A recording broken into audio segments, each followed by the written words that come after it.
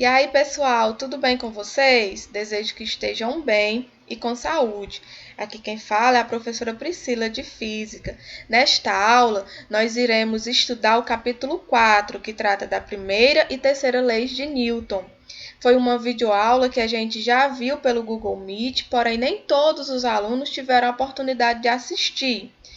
Por isso, resolvi gravar esta aula sobre esse conteúdo e aí nós iremos entender melhor e vocês terão a oportunidade de assistir quantas vezes achar necessário. Qualquer dúvida, entre em contato com seu professor de física para que ele possa sanar qualquer dúvida que venha a existir, tá bom? Turma, é importante que vocês saibam que esse conteúdo é conteúdo do quarto período e conteúdo de prova. No início do capítulo 4, que trata da primeira e terceira leis de Newton, tem esse pequeno texto que irei ler com vocês, tudo bem? Existe uma relação muito próxima entre a física e a prática esportiva. Muitos atletas recebem de seus treinadores orientações teóricas sobre a dinâmica do movimento para que possam melhorar seus resultados. A indústria esportiva também se ocupa em desenvolver equipamentos que ajudam a melhorar os resultados dos atletas e empregam para esse fim os mesmos princípios da mecânica. O uso da tecnologia a favor da quebra de recordes é sempre um assunto polêmico entre os esportistas. Vejamos o exemplo da natação. A tecnologia empregada na fabricação do tecido de determinado tipo de vestimenta ajuda a reduzir o atrito com a água, melhorando o desempenho do atleta em relação a outro que não a utilize. Só em 2008, durante os Jogos Olímpicos de Pequim, 23 dos 25 nadadores quebraram os recordes mundiais. Vestiam maiôs produzidos com tecidos desenvolvidos para ajudar na flutuação. Com isso, os trajes feitos com esse tipo de tecnologia passaram a ser proibidos em competições. E aí nós tivemos 3 questões do livro que já foi respondida, né? Nós já tivemos a correção na nossa aula do Google Meet, que trata justamente dessa questão da tecnologia, da prática de esporte, né? Da indústria tecnológica, utilizando os princípios da mecânica para melhorar o desempenho dos atletas em alguns esportes. Para entender melhor as leis de Newton, vamos fazer algumas perguntas.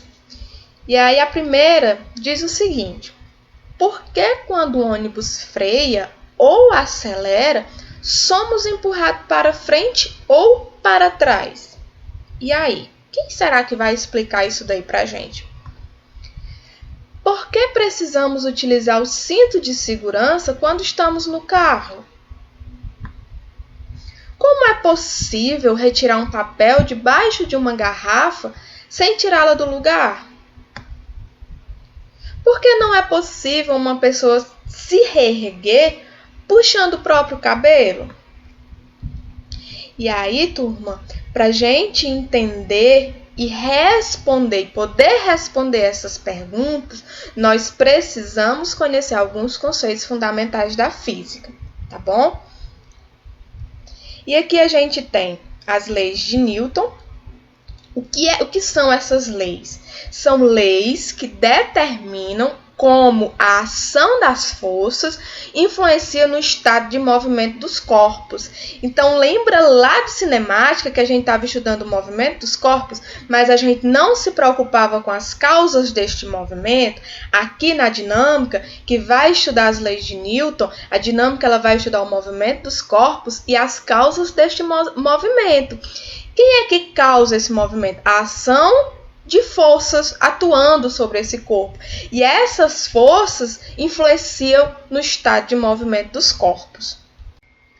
E aqui, pessoal, nós temos alguns exemplos de forças atuando sobre os corpos, né? Fazendo com que eles se movimentem. Então, a ação dessa força ou dessas forças influencia no estado de movimento dos corpos, né? O simples caminhar, ou até mesmo puxar uma corda, ou, no caso aqui do carro, que colidiu com a parede e o carro parou, mas o homem continuou em movimento. Então, tudo isso daqui são exemplos de como as forças influenciam no estado de movimento dos corpos. Pessoal, eu não irei falar da biografia do Isaac Newton, porém, já deixo aí para vocês pesquisarem mais sobre esse importante físico, esse importante cientista que contribuiu bastante para a nossa ciência.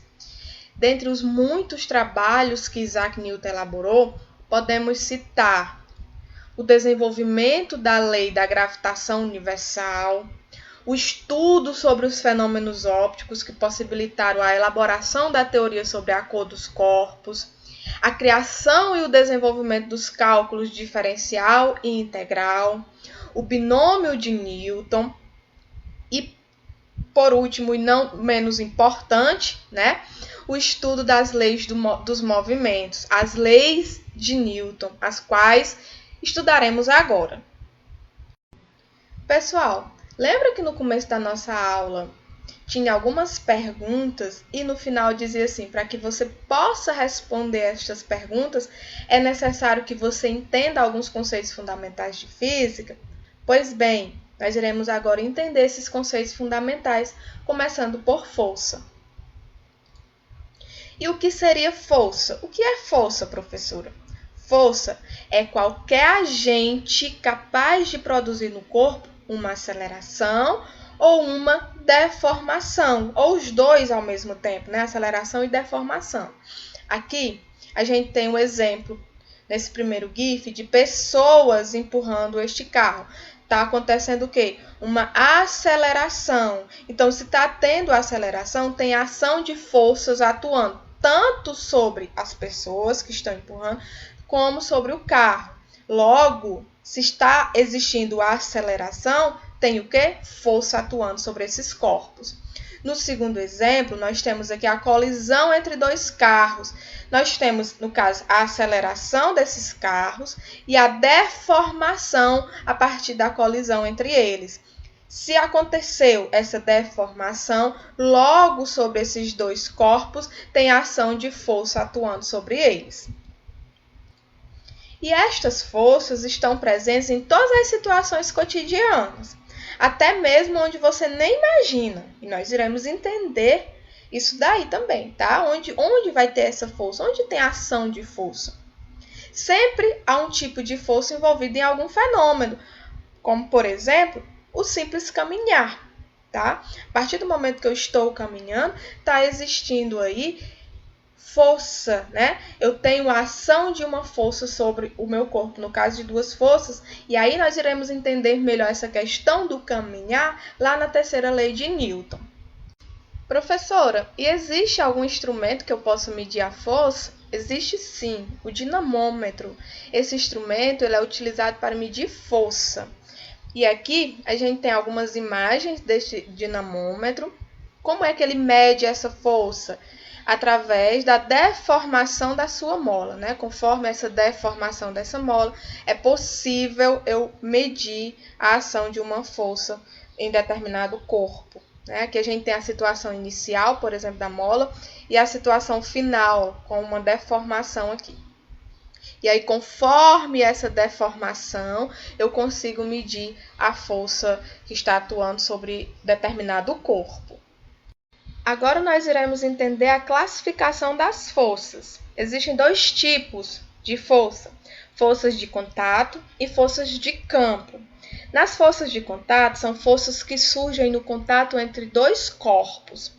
Por exemplo, quando puxamos um corpo, que é o caso aqui do cachorrinho puxando a Mônica, ou quando empurramos um corpo, que é o caso aqui do canguru empurrando o homem no lago. Ou seja, teve contato entre esses dois corpos. A gente chama de força de contato.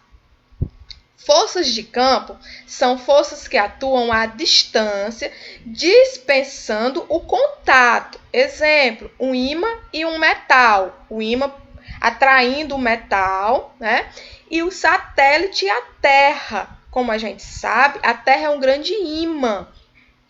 E aí ele tem a Terra tem um campo magnético. Neste caso aqui, o satélite consegue orbitar a Terra sem precisar de contato. Então, a gente chama de força de campo, que é quando essas forças atuam a uma distância sem precisar de contato. Ou, no caso aqui, quando precisa de contato, quando puxamos ou quando empurramos um corpo.